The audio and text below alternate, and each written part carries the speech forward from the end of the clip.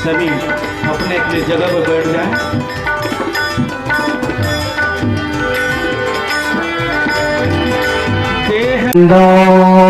गुरु पद कंज कृपा सिंधु नर रूप हरि महामोहतम पुंज जासु वचन रवि कर निकर मेरा मुझ में कुछ नहीं जो कुछ है गुरु तोर तेरा तुझको सौंपते क्या लागत है मोर। गुरुर ब्रह्मा गुरुर्विष्णु गुरुर्देवो महेश्वर गुरुर साक्षात् परब्रह्म तस्मै श्री गुरुवे नमः। धन्य धन्य सद्गुरु सुखद महिमा कही न जाय जो कछु कहूँ तुम्हारी कृपा मोते कछु न वशाय। मंगल मूर्ति सद्गुरु मिलवे सर्वाधार मंगलमय मंगल करण दिन बो बारंबार। बोलिए प्रेम से श्री सद्गुरु महाराज की जय। श्री सद्गुरु महाराज की जय। श्री सद्गुरु महाराज की जय। परम आदरणीय प्रातः स्मरणीय साय वंदनीय सारे राष्ट्र नहीं अपितु सारे विश्व के पूजनीय संत शब्द को वास्तविक अर्थ प्रदान करने वाले त्याग की प्रतिमूर्ति संत मत के महान आचार्य 20वीं सदी के महान संत अनंत श्री विभूषित अव्यक्त रूप में मंचासीन ब्रह्मलीन परमहंस योगी परमाराध्य श्री सद्गुरुदेव भगवान के त्रिलोक पावन युगल से चरणों में मेरा कोटि कोटि नमन। व्यक्त रूप में मंचासीन विपत प्रवर दूर दराज से आए हुए सज्जनों भक्तजनों प्यारे बच्चों भारत के भविष्य स्वरूप नवयुवकों एवं पिता तुल्य बुजुर्गों तथा शक्ति स्वरूपा देवी स्वरूपा सीता अनुसुईया और सावित्री के चरित्रों को सत्य सिद्ध करने वाली इन आचरणों को चरितार्थ करने वाली आदरणीय माताओं एवं भक्तिमती बहनों तथा और भी जहां तक इस ध्वनि विस्तारक यंत्र के माध्यम से मेरी ये ध्वनि जा रही है आप सबों की जीवात्मा में बसे हुए उस परम प्रभु परमात्मा को मेरा कोटि कोटि नमन। अभी सुन रहे थे कैवल्य पद की प्राप्ति कैसे संभव है जिस पद को अलग अलग ग्रंथों में अलग अलग पद की संज्ञा दी गई है जिसे कैवल्य पद जिसे परम पद जिसे मोक्ष धाम मुक्ति ब्रह्म प्राप्ति या निर्वाण कहकर पुकारा गया है उसकी प्राप्ति कैसे संभव है। वेदों को रटने से ग्रंथों को पढ़ने से या किसी के मुख से कुछ सुन लेने से वो कैवल्य पद प्राप्त नहीं हो सकता, उस परम पद की प्राप्ति नहीं हो सकती। उसकी प्राप्ति आंतरिक प्रकाश का अवलोकन करने से होती है। उसकी प्राप्ति अंतर की गति में वृद्धि करने से, अंतर की गति में और अधिक तेज अभ्यास लाने से, अंतर की गति में दृढ़ता लाने से होती है। अंतर की गति मंद है, बाहर में विकास की गति कितनी ही तेज क्यों ना हो, किंतु उससे कोई लाभ नहीं हो सकता। वास्तविक अर्थों में क्या वाणी को कोई दीपक का प्रकाश दिखा सकता है?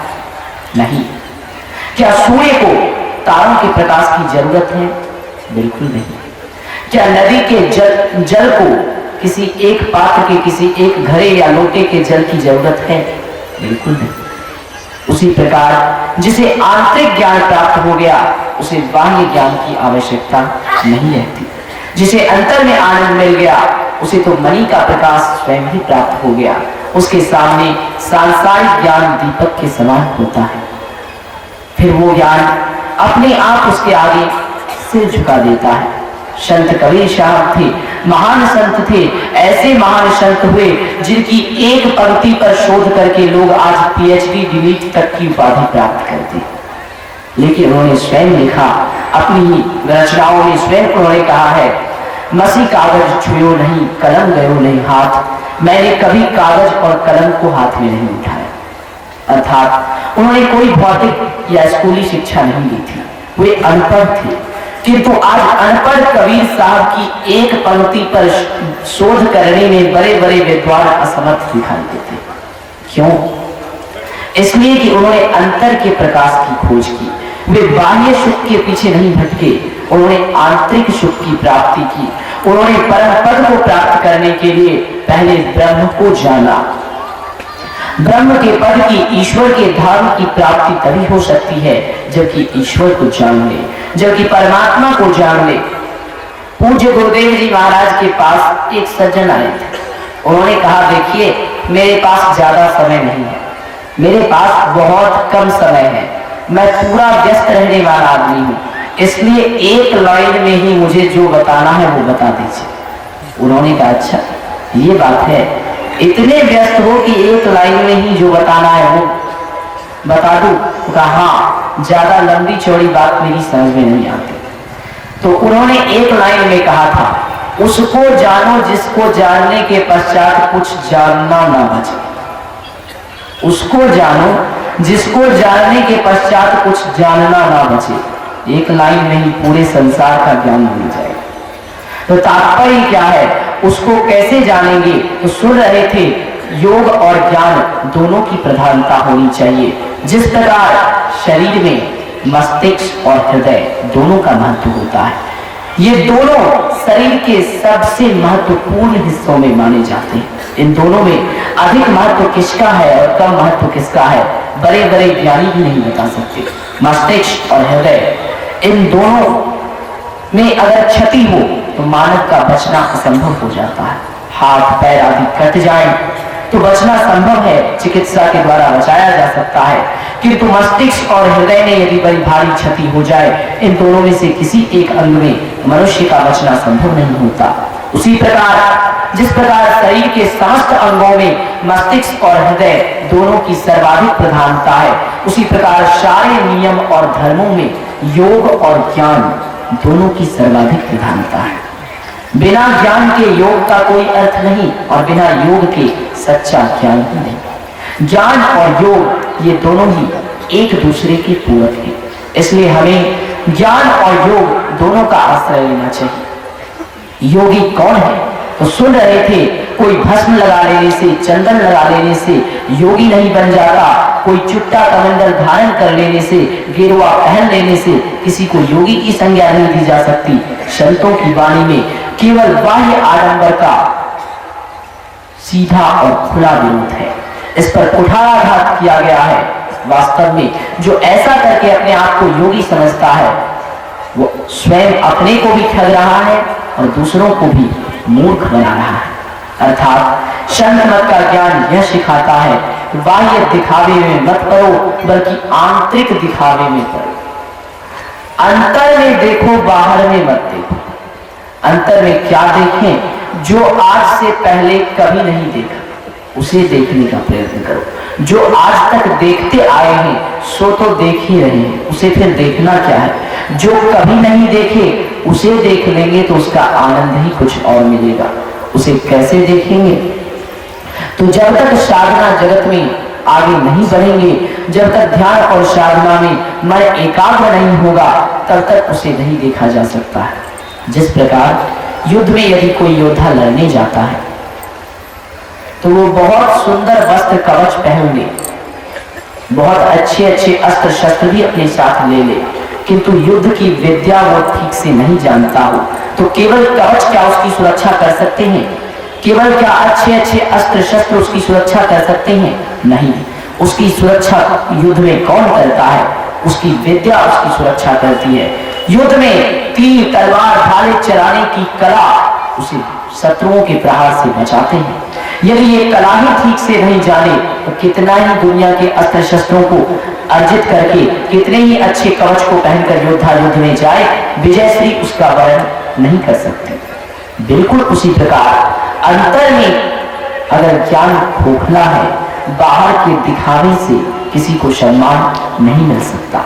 अंतर में किसी को परख नहीं है और केवल बाहर लोगों को पारखी बनाने की चेष्टा कर रहा है, तो अंततः ऐसे लोगों की सच्चाई संसार के सामने आती है और उन्हें शराखों के पीछे जाना पड़ता है, अपमान और तिरस्कार का सामना करना पड़ता है।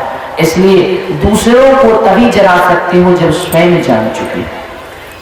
इसलिए सबसे पहले जानो, जानने का बहुत महत्व है। क्योंकि गोस्वामी जी ने लिखा, जाने बिनु न होई परतीति, बिनु परतीति होई नहीं प्रीति, प्रीति बिनु नहीं भक्ति दृढ़ाई, जिनी खगेश जल के चिकनाई।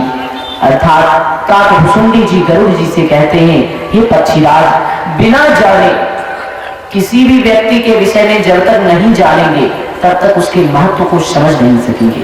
वास्तव में वो क्या है, किसी तत्व को जब तक जानेंगे नहीं तब तक उसके बारे में समझ नहीं सकेंगे, और जब तक समझेंगे नहीं तब तक उसकी उचित सेवा, उचित भक्ति, उसके प्रति उचित आदर भाव, उसका उचित सम्मान, उसके प्रति सच्चा समर्पण आ नहीं पाएगा।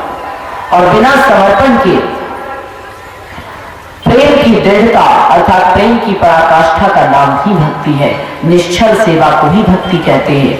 ये प्रेम की दृढ़ता नहीं आ सकती बिना जाने हुए।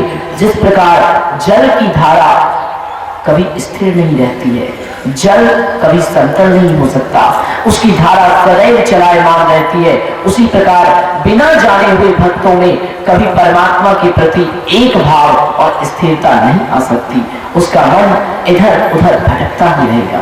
इसलिए तरीके को समझो। अगर तरीके को नहीं जानेंगे तो एक ही कर्म से सम्मान भी मिलता है और अपमान भी मिलता है। एक गांव में एक जगह एक आदमी की वृद्ध माता जी का देहांत हो गया। मां मर गई। बेटा अपने मां से बहुत प्रेम करता था। जब मां मर गई तो मां के साथ अपने दिनों को याद करके, अपने बचपन को याद करके बहुत जोर जोर से रोने लगा। लोग उसे समझाने लगे, देखिए चिंता मत कीजिए, आपकी मां की मृत्यु का दुख हमें भी है। यह केवल आपकी ही मां नहीं थी, यह हम सब की मां थी, मेरी भी मां थी, इसकी भी मां थी, सब की मां थी, इसलिए हमें भी बहुत दुख हो रहा है। किंतु जिस प्रकार एक पुष्प मुरझा जाने से बगीचे की सुंदरता कम नहीं होती, एक स्वप्न टूट जाने से आशा नहीं मरता, उसी प्रकार किसी एक व्यक्ति के चले जाने से किसी की जीवन यात्रा रुक नहीं जाती है। इसलिए इस बात को समझिए और इसे मन में धारण कीजिए। तो लोगों ने बहुत तरह से समझाया और सज्जन शांत हुए। एक नकल करने वाला व्यक्ति था, तो वो वहां घूम रहा था। उसने देखा, अच्छा किसी के सगे संबंधी का देहांत होता है तो लोग इस तरह से उसे समझाते हैं, सांत्वना देते हैं। वह वहां से चला गया। अब जब ऐसा हुआ तो उसने सोचा जब किसी के यहाँ किसी निकटतम सगे संबंधी का देहांत होगा तो मैं भी इसी तरह से उसे सांत्वना दूंगा, समझाऊंगा।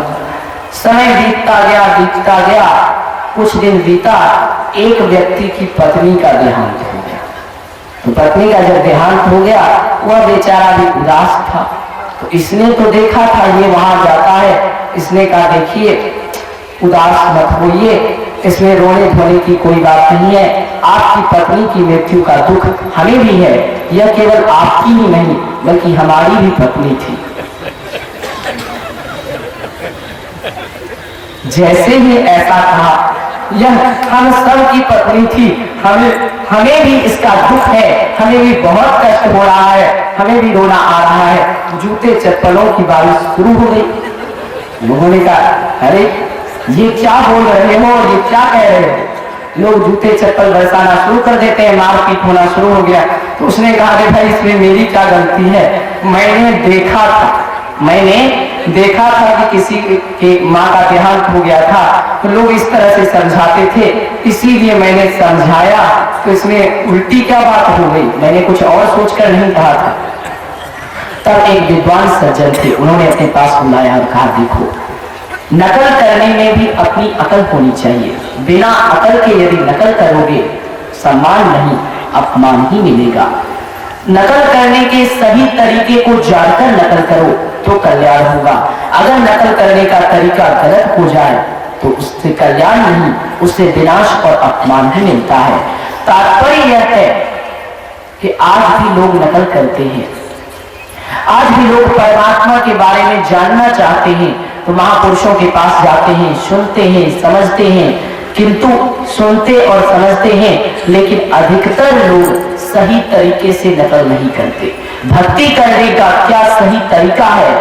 100% मानवों में से 99% तक केवल बाह्य तरीकों का नकल करता है, जिससे कि आंतरिक अकल कभी खुल नहीं सकती है और ब्रह्म की प्राप्ति कभी नहीं हो सकती है और न ही आध्यात्मिक जगत में सम्मान मिल सकता है। कितने ही बड़े भक्त हो जाएं, भौतिक पूजा में कितने ही परिपूर्ण हो जाएं, अगर परमात्मा के दरबार में जाएंगे तो कहा जाता है कहता पै करता नहीं, मुख का बड़ा लबार, आखिर धक्का खाएगा साहब के दरबार।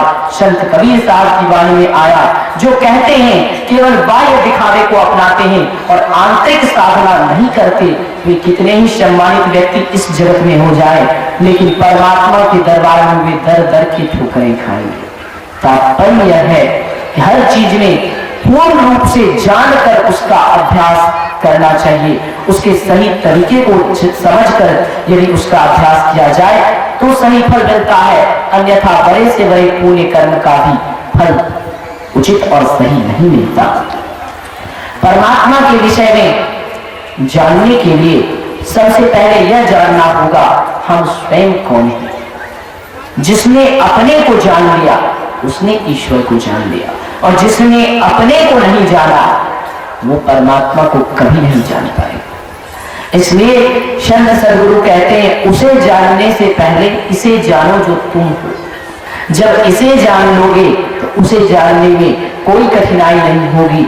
हम कौन हैं? तो न मन हम हैं, न बुद्धि हम हैं, न ज्ञानेंद्रिय हम हैं, न कर्मेंद्रिय हम हैं। इन सब को छोड़कर जो निचोड़ बच जाता है वही हम है। इन सब को छोड़कर क्या बचता है? तो जो बचता है वही हम हैं। तो उसे देखने के लिए क्या करना होगा? तो उसे देखने के लिए आप लोगों ने देखा होगा किसी विज्ञान में पढ़ाया जाता है जो बहुत सूक्ष्म कीटाणु जीवाणु या बैक्टीरिया होता है उसे इन चर्म चक्षुओं से नहीं देख सकते, उसके लिए माइक्रोस्कोप सूक्ष्मदर्शी का प्रयोग किया जाता है। तो जब इस संसार में परमात्मा की बनाई गई माया को इन चर्म चक्षुओं से नहीं देख सकते हो तो उस सूक्ष्माति सूक्ष्म पर ब्रह्म को इन चर्म चक्षुओं से कैसे देख सकते हो? जब उनकी बनाई गई माया को देखने के लिए माइक्रोस्कोप की जरूरत पड़ती है तो स्वयं उन्हें देखने के लिए किस माइक्रोस्कोप की जरूरत पड़ेगी? उस सूक्ष्मदर्शी की खोज करो, उस माइक्रोस्कोप को लगाओ अपने अंतर के नेत्रों पर, तब उन्हें देख पाओगे। तो वो सूक्ष्मदर्शी क्या है? वो योग और ज्ञान रूपी नेत्र है। योग और ज्ञान रूपी नेत्र को जब धारण करेंगे तब उस परमात्मा को देख पाएंगे। आप लोगों ने देखा होगा माताएं बहनें जब कटहल की सब्जी बनाती हैं तो एक चीज देखने को मिलता है कि उसे काटने से पहले हसुआ में तेल लगा दिया जाता है और हाथ में भी तेल लगा लिया जाता है ताकि हाथ में वो सटे नहीं, उसका लस्सा हाथ में नहीं आए। और जो तेल नहीं लगाती है वो उस सब्जी को अच्छे से नहीं बना सकती क्योंकि हाथ में लस्सा लग जाता है। उसी प्रकार इस मन का यदि सिमटाव करना चाहते हो, यदि इस मन रूपी कटहल को आध्यात्म विद्या रूपी हंसुए पर रखकर काटना चाहते हो तो मन पर सबसे पहले वैराग्य रूपी तेल लगा दो। यदि वैराग्य रूपी तेल नहीं लगाओगे और आध्यात्म विद्या रूपी हंसुए पर